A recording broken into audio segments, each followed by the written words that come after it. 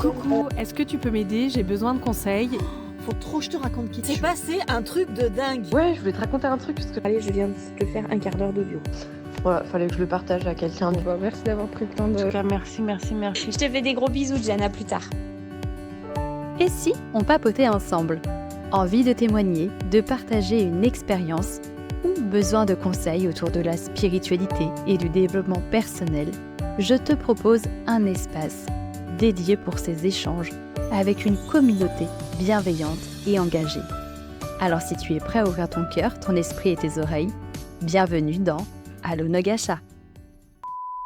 Bonjour Jennifer, écoute, j'écoute régulièrement tout ce que tu fais, que ce soit pour la boutique, que ce soit l'Onogacha, la boîte vocale, le micro-trottoir, et ça me plaît beaucoup parce que je trouve que ça permet à des personnes de témoigner.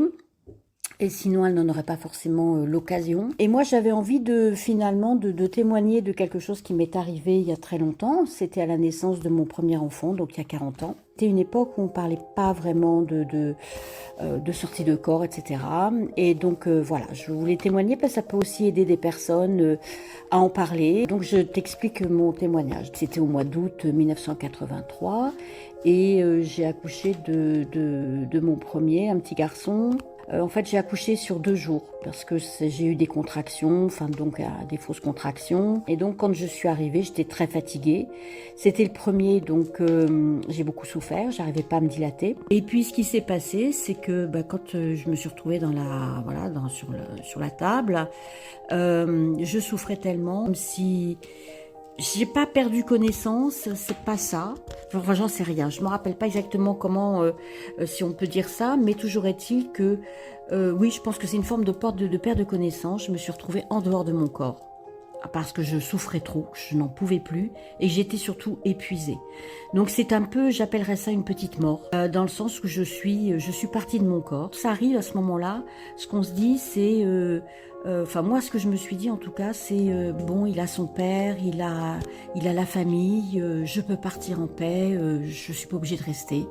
Et pour moi, je mourrais. Voilà, c'est un peu comme si je mourais. Et je suis partie de mon corps.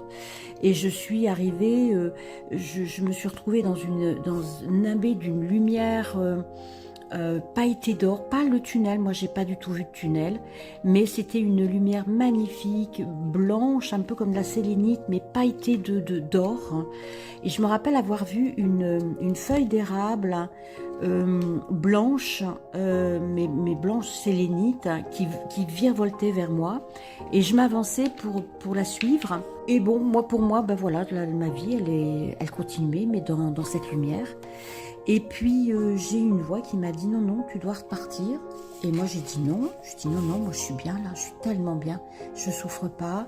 De toute façon, c'est bon, il a tout ce qu'il faut, j'ai pas besoin de rester. Il m'a dit non, tu dois y aller. Et là j'ai été poussée pour revenir vers mon corps, mais doucement, pas du tout avec un grand coup de boule. Hein. Et je suis revenue dans mon corps à ce moment-là, au moment où le périnée se déchirait, donc j'ai hurlé de douleur, et le bébé est né à ce moment-là.